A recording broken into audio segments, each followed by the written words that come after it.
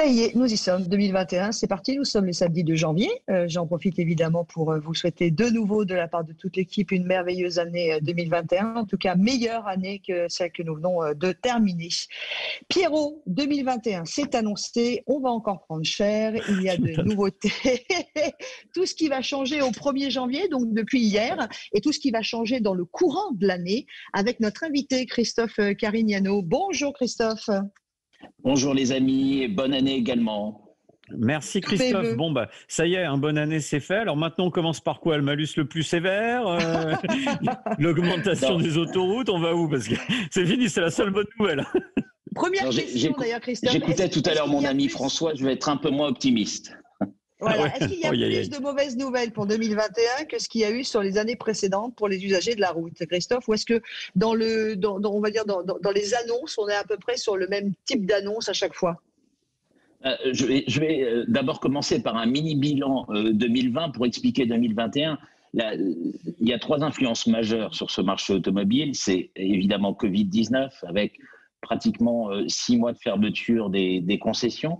Il y a la réglementation européenne café, qui est la plus drastique au monde, il faut le rappeler. Et malgré cette réglementation la plus drastique au monde, le gouvernement français a une particularité, c'est qu'il va encore plus loin avec une arme fiscale, c'est le malus, qui avait été créé à l'origine pour compenser le bonus, mais non, et donc un renforcement de ce malus en 2020 et encore en 2021. Le tout sur un marché électrique complètement perfusé. Je vois qu'on se réjouit d'être à près de 11% de véhicules électrifiés. Encore heureusement, je vous rappelle qu'un véhicule électrique généraliste bénéficie d'environ 10 000 euros d'aide, si l'on compte les aides de l'État et les aides des constructeurs. Et ce véhicule électrique sur un véhicule thermique égal reste encore 300 euros plus cher. Donc heureusement que ce véhicule... Oui. Incontestablement quand même.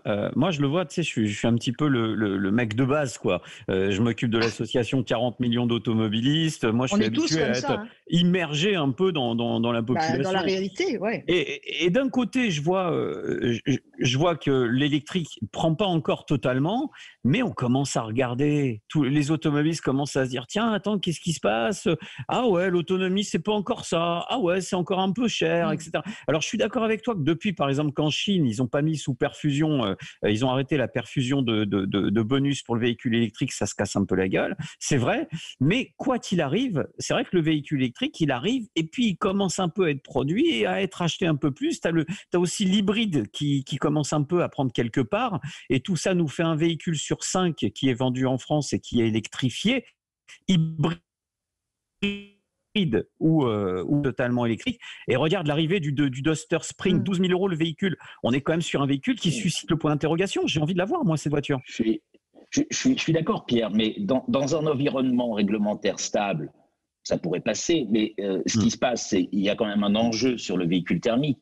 Les attaques contre le véhicule thermique commencent à monter en gamme, et notamment en Europe. Se prépare l'homologation Euro 7, qui va aboutir en 2025, et c'est pas moi qui le dis, c'est Angela Merkel qui l'a dit il y a une quinzaine de jours, probablement à la fin du véhicule thermique si le texte est voté en l'état. Donc en fait, ce qui est en jeu, je suis bien d'accord, le véhicule électrique commence à prendre, il y a de plus en plus de modèles, ce qui est en jeu, c'est la mobilité. Et cette mobilité interurbaine, c'est ça. S'il n'y a plus de mobilité interurbaine, on sait tous les trois ce qui va se passer. Voilà, les gens ont besoin de rouler et on le voit à travers le marché du VO. C'est un refuge du véhicule thermique.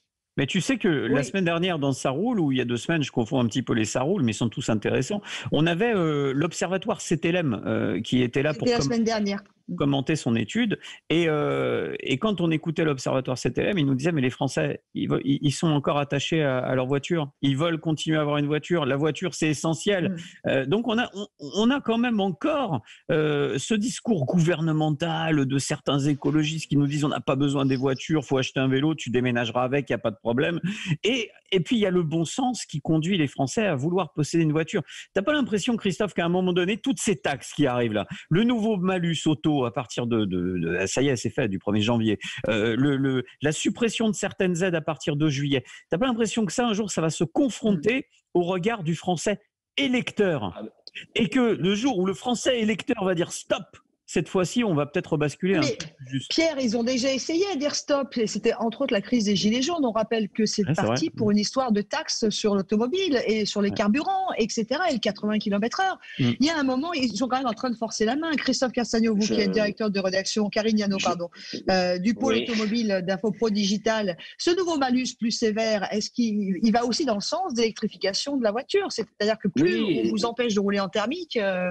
Et plus tu achètes un électrique, t'as pas le choix. Les Français cherchent des solutions de mobilité. On le voit à travers le VO.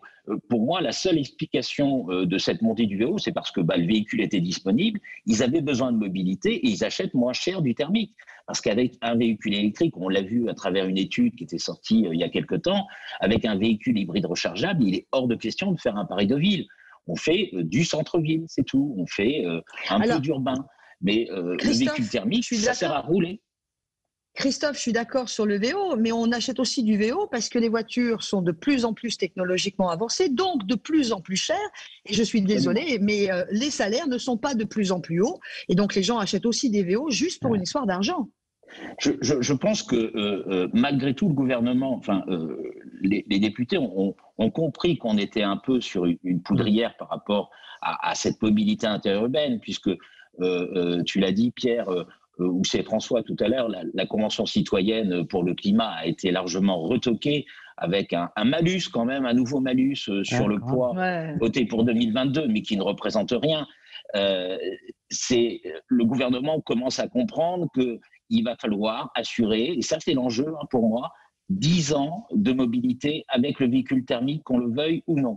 Et il faudra qu'à un moment donné, au niveau européen, et plus peut-être au niveau français, les choses se calment pour la filière automobile. Sinon, l'enjeu également, de l'autre côté, c'est l'emploi, tout simplement. Il y a quand même, si on revient aussi, les garçons, sur tout ce qui nous arrive en 2021, il y a quand même des taxes qui sont supprimées, même si ce sont des petites taxes, mais il faut quand même en parler de ces taxes, Christophe Carignano. Il y en a 3 qui sont supprimées quand même. Il y a un allègement des taxes, mais au bout du compte, on revient sur un rythme qui était celui des années passées. Voilà, de toute manière, la taxation sur l'automobile en France reste la plus importante en Europe. Alors Lolo, pour te répondre, Lolo, les petites taxes qui disparaissent, c'est quoi? C'est par exemple la taxe sur les plus de 36 chevaux, pour ceux qui avaient l'occasion, qui possédaient ce type de véhicule. Ce sont des taxes comme ça qui, en fait, coûtaient plus d'argent à l'État à collecter que l'argent que ça rapportait. C'est-à-dire qu'en fait, ils n'ont pas fait un cadeau à l'automobile. Ils se sont dit, attends, il y a combien de véhicules de plus de 36 chevaux en France? Bon, ok, ça nous rapporte combien d'aller chercher le pognon? Tant, ça nous rapporte combien en termes de rentabilité? X. Et au final, c'était pas très positif. Donc voilà pourquoi ça a été supprimé. Et aussi parce que l'État sait très bien qu'ils alourdissent tout le reste. Donc si tu mets des coups sur la tête, au bout d'un moment, le dernier coup, il te met KO, comme disait Rocky. On va faire hurler tout le monde, et vous êtes évidemment attendus. Je pense qu'on va d'ailleurs accueillir, je crois que c'est Nicolas qui est avec nous au 0826 300 300, mais on va parler du nombre de radars qui va augmenter, si vous le voulez bien, les garçons, dans quelques instants. Mais pour l'instant, je crois que nous avons quelqu'un qui est avec nous au standard. Non, a priori, ça a raccroché. Bon, alors allons-y, plongeons sur les radars, parce que augmentation des radars pour 2021, il y en aura de plus en plus. Est-ce que c'est dû, Christophe, au fait ou Pierre, qu'il y en a eu beaucoup qui ont été détruits pendant cette crise des Gilets jaunes et du 80 km/h? Alors, il y a eu ça, mais cela, en fait, ça c'est le mauvais argument que va nous donner le gouvernement, parce qu'en fait, ceux qui ont été détruits, ils sont remplacés. Je ne vois pas pourquoi on augmenterait. La grosse difficulté de cette année sur les radars, c'est qu'en fait, tu en as, allez, pour faire simple, 500 qui vont arriver sur le territoire. La moitié, vont être des radars avec des caméras embarquées dans des véhicules confiés à des sociétés privées. Donc, c'est les fameuses voitures radars qui ne flashent pas, elles vous prennent en photo et ça fait pas de flash, vous ne savez pas que vous avez été flashé. 3 semaines plus tard, vous avez un courrier qui vous demande du pognon dans la boîte aux lettres et on vous explique qu'on vous demande de l'argent parce qu'on vous a sauvé la vie il y a 3 semaines. Donc, ça, c'est le radar que j'aime pas parce que c'est le radar qui est confié aux sociétés privées. Et puis, il y a l'autre radar qu'on connaît bien, hein, c'est les radars qui vont arriver en ville, notamment avec des nouveaux dispositifs. Et puis aussi l'extension de ces radars placés entre 2,50 m et 4 mètres de haut, qu'on appelle, mon cher Christophe, le radar Tourelle. Ce radar qu'on nous a présenté et qui était là soi-disant pour sanctionner le téléphone au volant, les dépassements de lignes blanches, etc., etc. Et en fait, la réalité, c'est qu'il ne fera pas tout ça. Il fera qu'une seule chose, il prendra la vitesse comme d'hab. Et s'il est à 4 mètres de haut, c'est parce qu'on veut éviter qu'il soit dégradé. Ok, Christophe. Pour compléter ce que dit Pierre, il y a également une réglementation pour l'instant passée un peu inaperçue mais très importante, c'est la mise en place de ces zones à faible émission, les fameuses ZFE. Donc le gouvernement a décidé qu'il y aurait 7 grandes villes à partir de 2021 et donc ces radars en fait permettent de flasher, de contrôler automatiquement tous les véhicules qui vont être rejetés. Donc pour l'instant c'est à la discrétion des communes. Mais dès 2023, ces critères 3, 4 et 5 qui seront rejetés. Donc, à peu près, tu me confirmes, Pierre, 70% des véhicules du parc roulant, c'est ça à peu près? Oui, c'est ça, grosso modo. C'est ça. Alors, on accueille tout de suite Stéphane. Ça y est, on a retrouvé Stéphane qui est en Ile-de-France, où l'on écoute entre autres Sud Radio sur le 99.9, avec cette question qu'on pose avec toutes les nouveautés, les taxes et tout ce qu'on va payer de nouveau en 2021. Est-ce qu'on va, nous, les automobilistes ou les usagers de la route en général, être de nouveau des vaches à lait pour 2021? Bonjour Stéphane.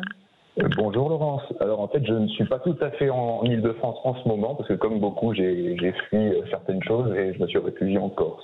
Mais je vous écoute aussi de Corse. Voilà, et on vous entend aussi en Corse. Je suis dans le golfe de Porto. Dans le golfe de Porto. Okay. Voilà. Et oui, on vous reçoit aussi au fin fond de la Corse.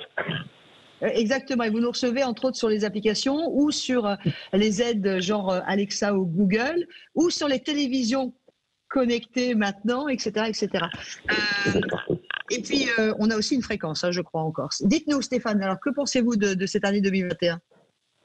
En fait, si je reprends la métaphore animalière des vaches à lait, je pense que les automobilistes sont partis pour être aussi les dindons de la farce, voire les boucs émissaires. C'est-à-dire qu'on peut choisir l'animal qui nous plaira, mais on va être mangé tout cru par un certain nombre de choses. Vous en avez cité énormément, je vais malheureusement en rajouter d'autres qui ne seront pas forcément dans le bon sens, mais la loi mobilité va permettre d'installer des nouveaux radars, non pas pour les limites de vitesse, mais pour flasher les gens qui seront dans ces zones de pollution et qui seraient soi-disant interdits pour des émissions trop fortes. Et pour l'instant, les automobilistes sont un peu partagés. Soit ils pensent que les mesures n'arriveront jamais, et soit ils ne les comprennent pas. Et ce qui est notre rôle, nous, en tant qu'association, c'est de bouger les gens pour pouvoir les modéliser, pour pouvoir leur faire comprendre que ces mesures sont bien concrètes. Vous les avez détaillées de tout à l'heure, elles sont nombreuses, elles touchent à la fois l'achat de véhicules. Moi, ce que je note, c'est surtout qu'il y a un mouvement de fond derrière tout ça qui va séparer les villes du rural, qui va en plus ramener une tension nouvelle, comme les Gilets jaunes l'ont montré sur le prix du diesel. On va avoir une nouvelle fois l'écartement, le rejet de tous les gens qui ne peuvent pas rentrer en ville avec des véhicules anciens et qui sont essentiellement des gens qui habitent soit en grande périphérie, soit carrément dans un monde rural. La voiture critère 5, critère 4, sans critère, elle est majoritairement utilisée par des gens qui n'habitent pas en ville, qui ont des petits budgets, qui en ont besoin, qui viennent aussi alimenter le commerce urbain. Et ce qu'on ne voit pas, en fait, c'est que l'effet pervers de tout ça, c'est qu'on est en train de casser le commerce des grands centres-villes qui est alimenté par ces populations. On est en train de casser aussi dans les villes comme Toulouse, Lyon, Grenoble, Lille, Strasbourg. On n'est pas du tout sur Paris, en fait. On est sur la France entière aujourd'hui. Stéphane, touchez pas peut-être votre téléphone parce que ça fait beaucoup de sons ou de bruit un peu parasites. Je voudrais faire réagir notre invité Christophe Carignano, directeur des rédactions du pôle automobile d'Info-Pro Digital, sur ce que vous nous apportez comme information supplémentaire. C'est ce que je disais tout à l'heure. L'enjeu, c'est la mobilité dans ces zones hors les grandes villes et dans une région que je connais bien comme la Corse. Les infrastructures de recharge sont très, très difficile à mettre en place, voire impossible. Donc, à partir du moment où on aura beaucoup moins de véhicules thermiques, ça deviendra très compliqué d'assurer une mobilité. Et c'est un exemple, la Corse, il y a d'autres exemples en France où les difficultés seront réelles et rapidement, voilà, avant les 10 prochaines années. Alors, histoire de compléter, parce que tu as vu, Laurence, le temps passe, je vais compléter un petit peu l'information pour vous dire qu'à partir du 1er juillet, le bonus écologique va changer. Il sera abaissé notamment pour les véhicules électriques. Il passera de 7 000 à 6 000. Et ça risque de mettre un petit coup à l'électrique. C'est toujours 1 000 € Alors, de il moins. nous reste 3 minutes. On aura aussi l'hybride rechargeable, Malolo, qui passera d'un bonus maximal de 2 000 à 1 000 € uniquement maintenant. Il faut savoir que les hybrides pèsent pour en gros 9% des achats automobiles aujourd'hui. Donc voilà, c'est pas quand même que des bonnes nouvelles, puisque d'un côté on accélère le malus auto sur la filière des véhicules dits traditionnels, essence, diesel qu'on connaît bien, et d'un autre côté on va amenuiser l'aide qui était octroyée aux véhicules électrifiés. Donc je me demande ce que ça va donner au niveau du marché.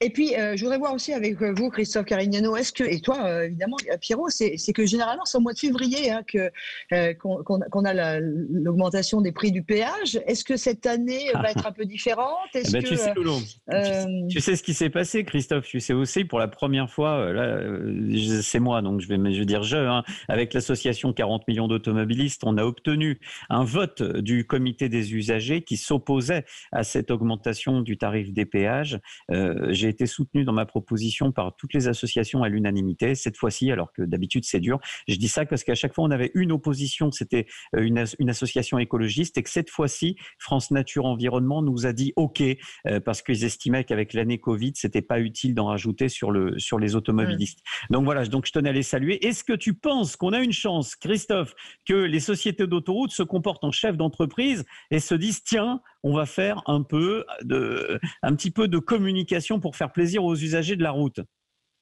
Je pense que les sociétés d'autoroutes ont un enjeu, c'est d'assurer justement le parc de recharge qu'elles n'ont pas aujourd'hui, sauf des recharges très chères avec les bornes Unity par exemple qui ne leur appartiennent pas, et ils vont devoir s'équiper. Donc je pense que il y a quelques chances qu'elles lâchent un peu du lest de ce côté-là pour pouvoir s'équiper et bénéficier de l'aide du gouvernement dans ce sens-là.